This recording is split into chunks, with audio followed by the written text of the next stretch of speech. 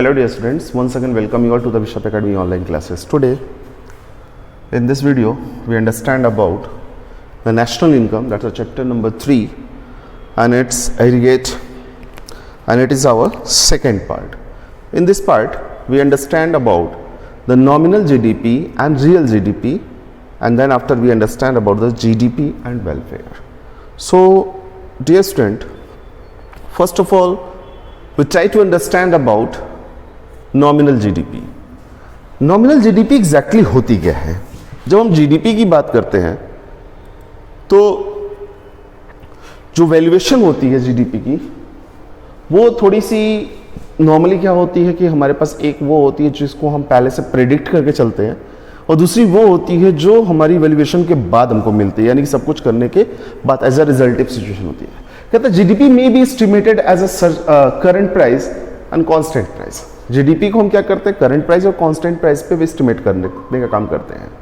अब यहाँ नॉमिनल की बात जब करते हैं तो नॉमिनल में साफ साफ ये होता है कि it refers to the market value of the final goods and services produce within domestic territory of a country during a financial years. ये क्या होता है, नॉर्मल जो गुड्स होती हैं, फाइनल गुड्स एंड सर्विसेज जो होती है, जो प्रोड्यूस की जाती हैं एक अकाउंटिंग ईयर में, कंट्री के अंदर, एक डोमेस्टिक टेरिटरी के अंदर, उसको ये फाइनेंशियल ईयर में वैल्यूएट करने का काम करता है as estimated using the current year price. और जो उसकी एस्टिमेशन वैल्यू होती है वो करंट ईयर पे होती है, यानी कि करंट ईयर प्राइस पे होती है, यानी कि एग्जैक्टली जिस टाइम वैल्यूएशन की जा रही है उस प्रोडक्ट की प्राइसिंग क्या है उसको फोकस करते हुए इसकी वैल्यूएशन करने का काम किया जाता है. And it is also called the current price और द मनी जीडीपी. यानी नॉमिनल जीडीपी को फिर इस तरह से हम क्या कहते हैं, करंट प्राइस या फिर मनी जीडीपी कहने का काम करते हैं. फिर से समझिए, यहाँ पे कहता है कि इसमें क्या होता है कि market value of the final goods and services को इंट्रोड्यूस किया जाता है, और एक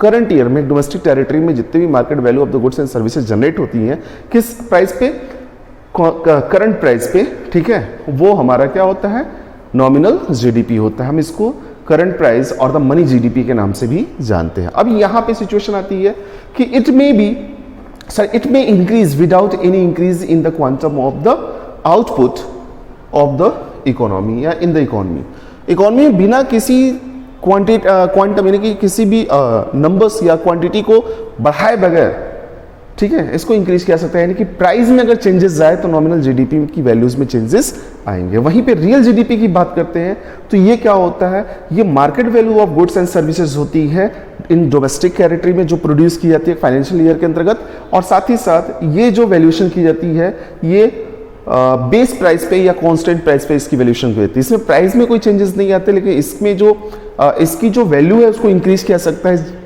केवल और केवल क्वांटिटी को इंक्रीज करके. So here formula is there. कहता है इंक्रीज इन ओनली, जब हम रियल जीडीपी की बात कर रहे हैं तो कहता है increase in only there is increase in the quantity of the output. जब रियल जीडीपी की बात करेंगे तो क्वांटिटी ऑफ आउटपुट के इंक्रीजिंग होने की सिचुएशन में ही इसकी वैल्यू में इंक्रीज किया सकता है. तो यहाँ पे normal GDP it's a relationship. Real GDP को दूसरे वर्ड्स में कहते हैं इट्स अ रिलेशनशिप या percentage relationship between the nominal and current price index. ठीक है, तो जहाँ पे नॉमिनल जीडीपी क्या होती है, एग्जैक्टली करंट प्राइस पे वैल्यू होती है, और करंट प्राइस पे टोटल वैल्यूज होती हैं, और जो करंट प्राइस इंडेक्स होता है उसके बीच का रिलेशनशिप होता है. कहता है the year those price are being used to calculate the real GDP to the current year is called base. यानी कि वो प्राइस जिसके बेसिस पे रियल जीडीपी को कैलकुलेट करने का काम किया जाता है वो क्या कहलाता है, बेस ईयर प्राइस कहलाता है, यानी फिर करंट ईयर वैल्यूएशन को रिप्रेजेंट करता है. अब यहां पे एक नोट डाला गया है, कहता है the National Statistical Commission has suggest to revise the base year to 2021 and 22 from the current base year of 2004 and 5. यानी कि जो अमाउंट जो रियल जीडीपी की कैलकुलेशन का जो करंट बेस ईयर रखा गया था वो 2004-5 जो रखा गया था उसको हटा के अब क्या कर दिया गया, 11 and 12 कर दिया गया है. सो नेक्स्ट की अगर बात करते हैं, अब आता है जीडीपी डिफ्लेटर की बात करते हैं. एग्जैक्टली जीडीपी डिफ्लेटर क्या होती है, तो नॉर्मली अगर मैंने आपको बताया भी था क्लास में कि इट्स अ रिलेशनशिप या it's a relation values of the nominal and real GDP. तो कहता है it is a ratio of a nominal and real GDP. किसके किसके बीच का रेशियो है? नॉमिनल एंड रियल जीडीपी के बीच का रेशियो है। It is measured average price change of all goods and services that add up to the GDP. कहता है कि it's measure average price change in all of all goods and services. Average price change यानी कि हम देखिए हमारे पास fluctuation बनी होती है, कभी किसी प्रोडक्ट की प्राइसिंग ज्यादा होती है तो कभी किसी प्रोडक्ट की प्राइसिंग कम होती है, तो हम या तो कम वाले को ले या तो ज्यादा वाले को। तो ऐसी सिचुएशन में प्रॉपर वैल्यूएशन नहीं कर सकते, तो हम क्या करते हैं, जो कम हो रहा है उसको भी, जो ज्यादा हो रहा है उसको, उन दोनों को जोड़ के, जितने तक मान ली दो प्राइस हम केवल ले रहे हैं, एक कम वाली और ज्यादा वाली, तो दोनों को ऐड करके 2 से डिवाइड कर देंगे, तो उनके बीच की वैल्यू यानी कि एक एवरेज अमाउंट हमारे पास क्लियरिफाई होता है। तो ये क्या होता है, डिफ्लेटर की जब बात करते हैं, ये कहता है the change of all goods and services, price change of all goods and services that add up the GDP, जो एट जीडीपी में ऐड किया जा रहा है, उसकी गुड्स एंड सर्विसेज में जो प्राइसिंग होती है उसमें जो चेंजेस आता है वो कैसे कैलकुलेट करता है? GDP deflator is equal to nominal GDP upon real GDP into 100। जो जीडीपी डिफ्लेटर है उसमें क्या है, नॉमिनल जीडीपी और रियल जीडीपी के बीच में एक रेशनल वैल्यूज आती है जिसको 100 से मल्टीप्लाई कर दिया जाता है, तो ये वैल्यूएशन हमें पता चल जाता है। सिमिलरली अगर हम बात कर लेते हैं नेशनल की, तो बस हमें जीडीपी की जगह पे नेशनल वैल्यू को रिप्रेजेंट करना होता है, यानी कि gross national product deflator is equal to nominal gross national product upon real gross national product into 100। Same situation पे इसमें बहुत बार हम लोग डिस्कस कर चुके हैं, क्लास में भी कुछ क्वेश्चन भी हमने किया था। तो आगे बढ़ते हैं थोड़ा सा, ये अब एग्जांपल के तौर पे हम देख लें, कहता है the value of the nominal gross national product. यहां देखिए नेशनल प्रोडक्ट की बात कर रहा है, F of economy was 2500 crore. एक इकोनॉमी में जो नॉमिनल जीएनपी है वो कितना है, 2500 crore. In a particular years the value of GNP of that country during the same years evaluated at a price of the some base year was 3000 crore. अब कहता है कि सेम ईयर में जब हम वैल्यूएशन कर रहे हैं तो जो प्राइस जनरेट हो रहा है बेस ईयर का, वो जनरेट हो रहा है कितना, 3000 करोड़। अब कह रहा है calculate the value of GNP deflator. अब हमें जीएनपी डिफ्लेटर कैलकुलेट करना है of the year in percentage terms. किस बेसिस पे परसेंट? तो बेटा याद रखिएगा ये 100 जो जोड़ा जा रहा है, इसमें मल्टीप्लाई किया जा रहा है, वो क्या किस चीज को रिप्रेजेंट करता है, परसेंटेज को ही रिप्रेजेंट करता है। तो यहां पे हमने देखा कि नॉमिनल, हमने फार्मूला भी पढ़ा था, GNP deflator is equal to nominal deflator, sorry nominal GNP upon real GNP into 100, क्योंकि वो 100 मल्टीप्लाई किया जा रहा है किसके लिए, जी हाँ, परसेंटेज को कैलकुलेट करने के लिए। तो ये आ जाता है क्या, 2500 जो कि हमारी वैल्यू यहां दी हुई है, अपॉन 3000, इसको डिवाइड कर देंगे। इसको डिवाइड करने के बाद हमारे पास जो वैल्यू आएगी वो आएगी 88 पॉइंट समथिंग आएगी, तो हम 100 से मल्टीप्लाई कर देंगे तो ये वैल्यू आती है 83.33%। ये हमारी जो होगी वो क्या होगी, जीएनपी यानी ग्रॉस नेशनल प्रोडक्ट डिफ्लेटर होगा। ठीक है। अब फॉल्स इन प्राइस की अगर बात करें कि कितने का फॉल, कह रहा कि जो ईयर लेवल रहा है कि he has the price level raise between the base year and under the consideration. अब वो प्राइस लेवल क्या होगा, बढ़ाएगा या कम करेगा? तो सिचुएशन कहता है प्राइस फॉल कितना 100% था और अभी जीएनपी डिफ्लेटर कितना आ गया 83.33%। तो इसमें 16.67% का जो हो रहा है वो प्राइस फॉल कर रहा है, यानी कि कमी आ रही है। इस वजह से no price level will has fallen down by the 16.7, यानी इससे कम तो हम प्राइस लेवल को डाउन ऑफ नहीं कर सकते क्योंकि ऑलरेडी इतना हमारा कम हो चुका है। सो आई होप सो कि ये चीज़ें आपको समझ में आ रही है क्योंकि इस पर आपने प्रैक्टिस भी किया होगा। I think so you will remember, आपको याद होगा।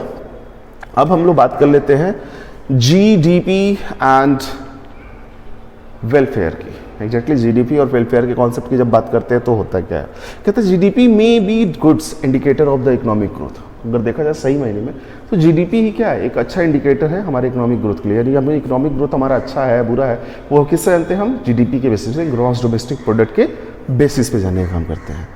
That it is not considered as a good measure of the economy, क्योंकि हम अभी इस पे क्या, पैसे तो हमारे पास आ रहे हैं बहुत अच्छा, तो क्या हम उसको बेहतर मान सकते? नहीं, हम उसको पूरी तरीके से बेहतर नहीं मान सकते। क्यों नहीं मान सकते? कहते हैं considers a good economy of the welfare because of the following reasons. अब 3 रीजन दिए गए हैं, उसकी वजह से हम इसको वेलफेयर के पॉइंट ऑफ व्यू पे पूरी जीडीपी का अच्छा होना हम उसको पूरी तरीके से एक कंट्री के पॉइंट ऑफ व्यू पे अच्छा नहीं मान सकते। यानी कि कंट्री में सभी लोग ठीक ठाक हैं, सभी लोग अच्छे अर्निंग कर रहे हैं और सभी लोगों का वेलफेयर सिचुएशन चल रहा है, यानी कि सारे स्ट्रक्चरल जो सोशल डेवलपमेंट के हैं वो सारे में, तब तो ठीक होगा। लेकिन केवल जीडीपी ग्रोथ कर रही है और बाकी वेलफेयर कोई कंसेप्ट नहीं आ रहा है, तो वो इकोनॉमी पूरी तरीके से अच्छी इकोनॉमी नहीं मानी जा सकती। क्यों नहीं मानी सकती? कहता डिस्ट्रीब्यूशन ऑफ जीडीपी की बात करें तो कहता है if the GDP of the country is rising the welfare may not raise the consequence. कहता है जीडीपी क्या करे, जो कंट्री का जीडीपी है उसका वो रेज करे और वेलफेयर ना हो, लोगों का फायदा ना हो, तो सोचो this is because the raise of GDP may be considered the hand of few individuals. अब इसका मतलब क्या कि सबका फायदा ना हो कि कुछ लोगों का भी यहाँ फायदा हो रहा है, तो वो साफ साफ कहता है वो अच्छे जीडीपी को रिप्रेजेंट नहीं करते। मतलब बड़ी इंडस्ट्रीज जो आप काम कर रही हैं और उस सिचुएशन में क्या है कि केवल कुछ लोगों का ही बेनिफिट हो रहा है लोगों के काम करने के बाद भी, तो वो जीडीपी को पूरी तरीके से हम बेहतर नहीं मान सकते। कहता है for the rest the income might has been fallen, और कुछ लोगों का पैसा बढ़ रहा है तो कुछ लोगों का घट रहा है, यानी अमीर और अमीर होता जा रहा है, गरीब और गरीब हो जाता है। तो इस तरह की कंडीशन में हम बेहतर इकोनॉमिकल कंडीशन की कल्पना नहीं कर सकते। फिर कहता है in the such a case the welfare of the entire economy cannot be said to have increased। ठीक है, इस सिचुएशन में क्या कर सकता है, वेलफेयर के पॉइंट ऑफ व्यू देखें तो जो इकोनॉमी है वो अच्छे कंडीशन में इंक्रीज नहीं कर रही है। और ये भी कह रहा है as it leads in income inequalities with the rich getting riches and the poor getting poorer. अब ये किस चीज़ को रिप्रेजेंट कर रहा है, ये साफ साफ कह रहा है ऐसी कंडीशन में क्या होता है, इनइक्वालिटीज़ को बढ़ावा मिलता है, जिसकी वजह से क्या होता है, रिच जो होता है और रिचर होता रहता है, यानी कि अमीर और अमीर होता रहता है, and the poor getting the much poorer, यानी गरीब और गरीब होता रहता है। अब दूसरे टर्म से हमने तीन कंसेप्ट की बात की, तो दूसरा हम बात कर लें नॉन मॉनेटरी एक्सचेंज की। जब बात करते हैं तो नॉन मॉनेटरी एक्सचेंज का सेंस क्या है, मॉनेटरी वैल्यूएशन देखें हम हर जगह करते हैं आज के टाइम में, तो लगभग हम ये देखते हैं कि हमारे पास इनकम लेवल क्या है और कैसी चीज़ें हैं। तो यहाँ पे कहते हैं many activities in an economy are not evaluated in the monetary terms, यानी बहुत सारी एक्टिविटीज़ को जो इकोनॉमी की होती है हम उनको मॉनेटरी टर्म्स में वैल्यूएट नहीं कर सकते। तो फिर क्या करते हैं, कहता है that is the domestic service perform by a house wife. एक जो घर की औरत होती है, हाउस वाइफ है, मम्मी आपकी हो गई, ठीक है, वो जो घर के लिए काम करती हैं हम उसके लिए इकोनॉमिक परफॉर्मेंस, उस परफॉर्मेंस के लिए इकोनॉमिकल एक्टिविटीज नहीं करते, यानी उनको कोई रेमुनरेशन नहीं देते। Similarly the exchange which the taken place in the formal sectors without the help of money, और यही चीज़ें क्या होती है फॉर्मल सेक्टर्स में बिना पैसे के हम कोई काम नहीं करते, अपने घर में बिना पैसे का काम कर रहे हैं, लेकिन फॉर्मल सेक्टर्स की अगर बात करें जहाँ ऑर्गेनाइजेशन वर्क करती है वहाँ पे कोई ऐसा काम नहीं होता जो बिना पैसे किया जाए। फिर कहता है it's the better exchange are not registered as a part of the economic activities. अब इस सिचुएशन में देखें दोनों एक्सचेंज जो हो रही है, सर्विस यहाँ भी दी जा रही है, घर में भी दी जा रही है और सर्विसेज इंडस्ट्रीज में भी दी जा रही है, तो दोनों की सिचुएशन में एक अच्छा कंडीशन जनरेट नहीं होता है। Hence, the GDP calculate in the standard manners may not give us a clear indication of the productivity activities as well as and well-being of a country। कहता है इस तरीके से देखा जाए जीडीपी जो होता है, ठीक है, जीडीपी का जो स्टैंडर्ड लेवल होता है वो हमें ये साफ साफ क्लियर नहीं करता किसके बारे में, indication about the productive activities के बारे में, और साथ ही साथ वेल बीइंग ऑफ इकोनॉमी, यानी कंट्री की जो अच्छी सिचुएशन उसके बारे में ये क्लियरिफाई नहीं करता। इससे हमने कहा कि हम हर एक अगर एक्टिविटीज़ को टर्म्स ऑफ मनी में वैल्यूएट करें तो शायद हम उसका बेनिफिट उठा सकते हैं, लेकिन ऐसा नहीं हो रहा है। यहाँ पे हम वेलफेयर की सिचुएशन को अगर नहीं मेंटेन करते हैं, जो कि ज़्यादातर होता है हमारे मिक्स्ड इकोनॉमी होने की वजह से, कैपिटलिस्ट लोग होते हैं, इन्वेस्टमेंट करते हैं, पैसे कमाते हैं, लेकिन अगर हम बात कर ले जो प्रॉपर लोग ऐसे लोग होते हैं जिनके पास इन्वेस्टमेंट पावर नहीं होती, वो पैसे नहीं अर्निंग कर पाते। लेकिन लेवल ऑफ देखें तो डिस्ट्रीब्यूशन ऑफ इनकम का भी कंडीशन ऐसा ही, जो ज़्यादा इन्वेस्टमेंट करता है, जो ज़्यादा अच्छे कंडीशन में है वो अच्छा पैसा कमाता है, जो कम कंडीशन अच्छी कंडीशन में या जिसके पास कंडीशन अच्छी नहीं है वो पैसा एकदम से नहीं कमाता है, तो बहुत ही कम कमा पाता है। इवन एक एग्जांपल आपको अभी दिया गया कि आपकी मम्मी का, तो उनको देखिए तो उनको रेमुनेशन उस काम के लिए नहीं मिलता, लेकिन अगर इसी तरीके काम किसी ऑर्गेनाइज सेक्टर्स के लिए किया जाए तो वहाँ पर रेमुनेशन मिलता है। इस वजह से हम जीडीपी को पूरी तरीके से इंडिकेटर नहीं मान सकते किसी प्रोडक्शन एक्टिविटीज़ के लिए। नेक्स्ट बात करते हैं एक्सटर्नलिटीज की। अगर बात करें तो कहता है it's refer to the benefits और हार्म दैट अ फर्म और an individuals cause to others for which they are not the charged.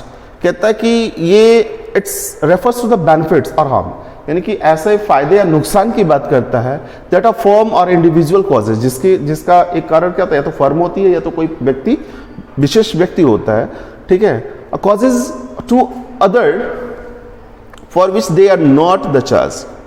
वो क्या होता है, जैसे मान लीजिए आप कोई काम कर रहे हो और दूसरे को उससे फायदा हो रहा है और उसके लिए आपको कोई पेमेंट नहीं मिल रहा है, तो वो क्या है, दैट्स ऑल्सो इज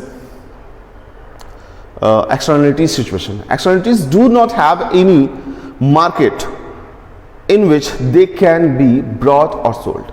Externalities की बात करें, इसके लिए कोई मार्केट नहीं है जहां पे इसको खरीदा और बेचा सके। जैसे मान लीजिए मैंने कोई एक्टिविटीज की, उससे आपको फायदा हुआ, ठीक है, अब उसके लिए मुझे कोई पेमेंट नहीं मिल रहा, ना ही उसके लिए कोई मुझे बेनिफिट मिल रहा है।